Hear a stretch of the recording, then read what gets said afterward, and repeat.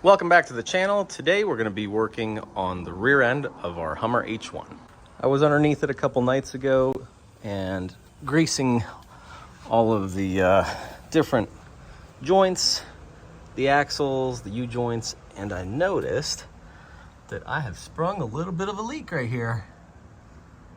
So we're going to pop the wheel off and inspect our portal axle, our geared hub right here, and see where it is leaking, get the parts ordered, and hopefully be able to get it all fixed up. While we're at it, if I don't get too frustrated, I might also try to install these fancy new aluminum hub covers that are going to give us a sight glass. Supposedly these aluminum ones help cool the fluid in the hub as well, but I doubt that's really going to do much cooling. Maybe it will. I just want it because it has a sight glass. Has a fill screw up here and the sight glass down here, whereas the factory one just has the fill screw here. You fill it up until it comes out of the hole, then you put the plug in. And I would like not to necessarily have to take off the fill plug just to be able to check the fluid level. And this will give me the ability to check it just at a quick glance at all four corners before I take it for a drive. But before we think about any sort of geared hub covers, let's get this wheel off and see what we're working with on this leak. On this Hummer, it already came with these nice aftermarket quick disconnects. You simply pull back on this, just like air hose on a compressor type connection or a pressure washer connection, if you're used to that. That is right there. That's the connection that comes out of the hub. You disconnect it. That keeps the air pressure in the tire. Leave this guy on. Now I'm going to take off these 4 bolts to take off this center cover here. Then we'll start popping the lugs off, and just like a normal car, the wheel should come off.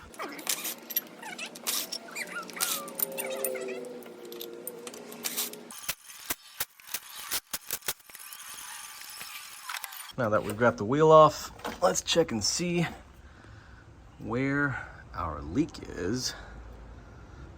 Let's check from this side. We've got more light. All right. So we're not leaking here, which would be the input seal. Yeah, I don't see any leaks on that side. So it's gotta be, yep, there we go. It's the output seal. All right. I don't think that's terrible to replace. Never done one, but hopefully it's not too bad. I don't need to take all this apart right now because I don't have the seal to replace it. But since we're here and there's stuff leaking, let's go ahead and drain the fluid, get these hub covers installed, and that way at least we can take a peek and make sure we're not running low on fluid because of this little drippy leak, so that we don't end up causing any damage to our reduction gears.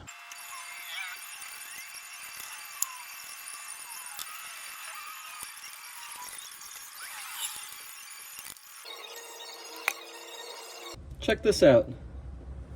No RTV and no gasket. Is that normal? I read through the service manual, the factory manual, and I've seen these installed at least once before. And people usually use RTV, and I think there's even a factory gasket that's optional that some people will put in there. If I remember correctly, I might be wrong. There's nothing on this. What on earth? There is no RTV here or here. And unless I'm blind, which is possible, my eyes aren't that great these days, that there is no gasket. I'm surprised these didn't leak. Well, that's interesting. And there's fluid in there, but definitely not enough. And there's grease on the top gear, so that's good. At least grease is getting up there. That's what I was a little bit worried about after seeing that leak, that there's not enough grease to get to the upper gear and the upper bearing. But we're good there. Yeah, okay. Well, we're in here. Let's get this sucker replaced. this? A little bit of foaminess. Well, really crappy gear oil, or even some normal gear oil, will start to foam. And if you've ever done some research on different gear oils, there's actually 3 different foaming ratings, and you want to get one that has very good resistance against foaming. Most of the grease is dripped out, and some of you may agree or disagree. I'm going to use some CRC red brake cleaner, the good stuff that you probably can't get in California. Sorry, you guys, whoever's over there. I'm going to try to spray all the old grease out, and the reason some of you might disagree is some brake clean might end up staying in there. We're going to try to get most of it out, and I'll use some compressed air to get anything that remains out of there once I get it all cleaned up. What I really want is all of this to be gone, because you definitely don't want to try to put RTV and that new cover over all this grease. And also I want the grease inside there out, because whatever came out is either really old or some lower quality hub oil, or gear oil I should say.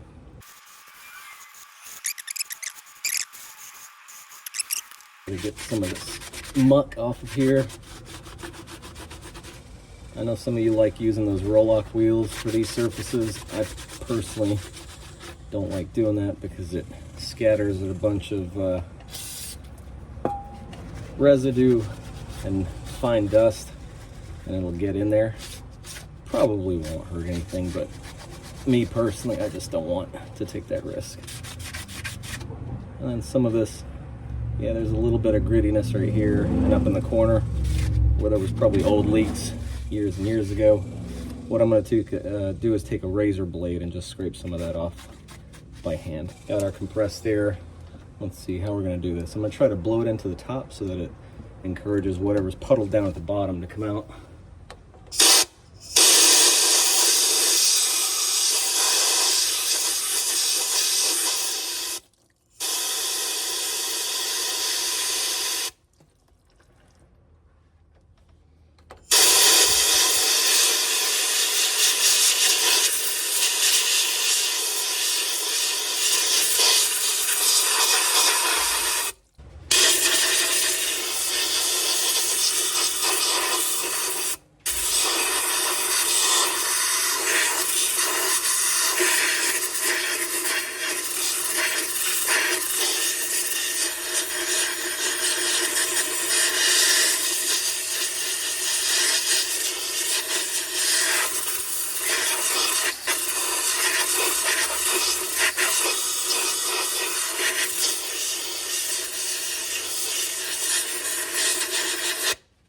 Now that I have this all clean, all the fluid is out of there, just gonna go back and clean all the remaining residue off the edges.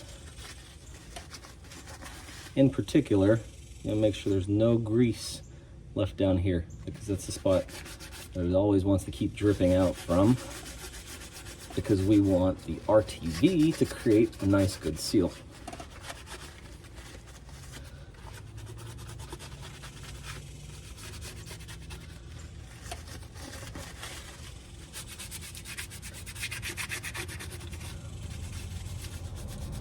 All right, that's pretty good.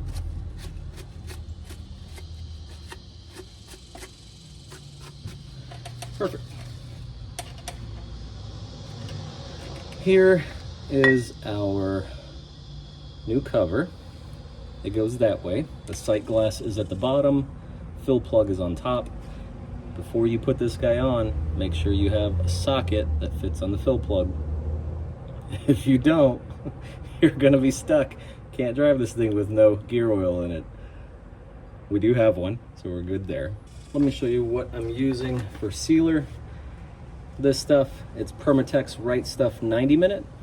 I really like this stuff because you don't have to let it cure for 24 hours before putting any sort of oil against it. So you can put it on within 90 minutes, fill it back up, and you're ready to go. I use it on oil pans, anything touching oil, this black stuff. black right stuff 90-minute. That's what I recommend. You can use any RTV. This is not a this is probably not a spot that is highly prone to leaking, but for diff covers, oil pans, things like that, I really like this stuff. The other thing you want to use is Loctite. I've got a little tube of red Loctite 271 high strength. That's what I'm going to be using. You want to get a nice thin bead all around the perimeter and around all of the screw holes as well, the bolt holes. You want to make sure you have good coverage there. Now we're going to get the new plate put on. These are Allen head screws. Don't over tighten one of them. Make sure you tighten one at a time and gradually keep going across all of them until you have even distribution of torque all around the entire plate. Now we're going to take the fill plug off in preparation to get the new fluid in there. If you notice, the fill plug's got a nice O-ring around it on this new setup where the factory one didn't. I love this setup. Once you put the fill plug back in, you got to make sure to put a little bit of grease on there. We're going to use Mobil 1 Delvac 7590. Just put it straight into the fill hole and keep an eye on the sight glass as you're getting all of the fluid in there. You want to get it to at least the red dot in the middle of the sight glass.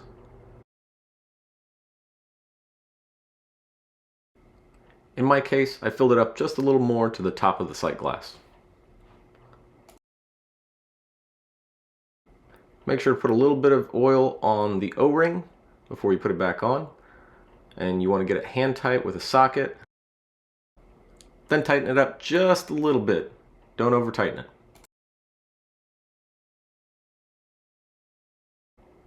Here's my very last step. Whenever I'm installing new parts, I like to use a paint marker, an automotive paint marker, to mark all of the bolts against what their current position's at after I finish the installation. That way I can come back and periodically check if any of the bolts have loosened up. And if they have loosened up, then I go back and check to see what's wrong and get them repaired if I need to. Here's the final product. We've got the new hub cover on there with the sight glass.